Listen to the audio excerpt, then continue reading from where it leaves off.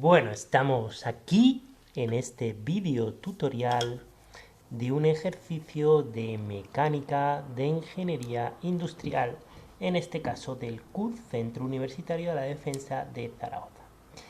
Es un problema que es el 1639 del Byron Johnson. Byron Johnson, recordar que es el libro más fusilado por todas las universidades, es decir, la UNED, ICAI, la Politécnica, la de Unizar, la de Vigo, todas utilizan el Byron Johnson. Bien, tenemos el disco A que por acción de una fuerza se va acercando al disco B. El disco A inicialmente va rotando además y por lo tanto al entrar en contacto, dado que nos están dando un coeficiente de rozamiento entre ambos discos, se va a producir que el disco B, que está parado inicialmente, empiece a rotar.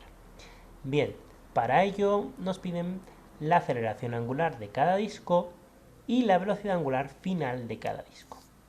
Bien, tenemos aquí lo que nos tiene que dar. La aceleración angular de A nos tiene que dar 12,5 radianes segundo al cuadrado, sentido positivo del eje Z.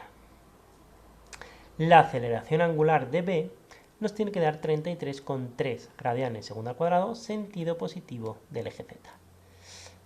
En el apartado B, la velocidad angular nos tiene que dar menos 8pi en sentido negativo y la de B 10,67pi en sentido positivo. Bueno, pues vamos allá. Bien, pues fijaros que lo que voy a hacer para sacar la aceleración angular es hacer primero el diagrama de cuerpo libre, es decir, primero me pongo los ejes, que van a ser estos, el sistema de siempre, el eje X, el eje Y. Para mí esto va a ser positivo. La fuerza de 20, evidentemente, tiene que ser para acá, para que se vaya acercando el disco B. El peso y, como consecuencia de la entrada en contacto, la fuerza de rozamiento y la normal, que las pongo en este sentido a priori, en sentido arbitrario. Como consecuencia de esta acción, lo que va a pasar es una rotación. Bien, recordar que lo que nos relaciona rotación con fuerzas es el teorema del momento cinético. Bien, lo voy a aplicar respecto al punto O y recordar que el teorema del momento cinético dice que la derivada del momento cinético respecto de un punto, en este caso el O, es igual al momento de inercia por la aceleración angular. Lo que voy a estudiar es el centro de gravedad del disco, que en este caso es el punto O. Para ello necesito el momento de inercia del disco, que es 1/2 de la masa por radio al cuadrado. Recordar que este es el momento de inercia polar, que es el que utilizamos también para torsión en elasticidad y resistencia de materiales. Bien, con los valores que nos dan, nos da este valor, 0,0195 kilogramos metro segundo al cuadrado. Bien, si nos fijamos en el esquema, dado que 20 pasa por O, el peso pasa por O, la normal pasa por O, únicamente crea momento la fuerza de rozamiento, cuyo valor será fuerza de rozamiento por el radio, y lo creará en sentido antihorario. Como tiene que ser igual al otro lado de la ecuación, me queda esto, mu de k por la normal. ¿Y cuánto vale la normal? Bueno, pues simplemente yo planteo la ecuación de sumatorio de fuerzas horizontales y en este caso es igual a 0, puesto que ya cuando el disco A llegue a tocar el disco B se para, es decir, no para, no sigue avanzando, es decir, no pasa a tener una aceleración lineal, sino que en ese caso se equilibran las fuerzas, la fuerza de 20 sigue actuando, pero como consecuencia de ella aparece la normal. Bien, pues planteando esa ecuación nos damos cuenta que la normal vale 20 newtons. Ya sustituyendo, tenemos que la aceleración angular de A es 12,50. Fijaros que esta ecuación ya es módulo, por lo tanto nos ha salido positivo y el sentido que hemos elegido para la fuerza de rozamiento, para la normal, para la aceleración angular es el correcto. Es decir, 12,50k en sentido positivo del eje X. Digo K, Z. Vamos con el disco B. Con el disco B, el diagrama de cuerpo libre, pero teniendo en cuenta que la fuerza de rozamiento es en sentido contrario por el principio de acción y reacción. Recordar, tercera ley de Newton. ¿Qué equivale esto a una rotación?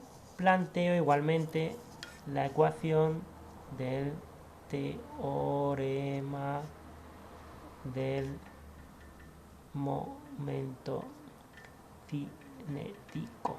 en el punto, en este caso, el O2. Planteando esta ecuación, y dado que ya tenemos la fuerza de rozamiento, obtenemos que la aceleración angular de B es 33,33. Bien, puesto que nos ha vuelto a salir positivo, esto ya es módulo, he acertado en el sentido y son los 33,33 radianes segundo al cuadrado en sentido positivo del eje Z. Vamos con el apartado B. El apartado B es un poco más complejo.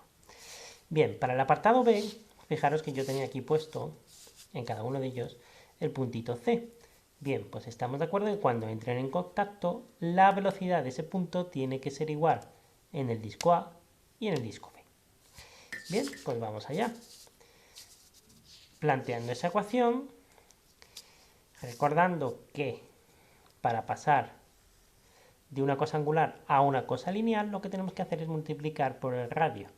Es decir, velocidad angular de A por el radio de A, velocidad angular de B por el radio de B.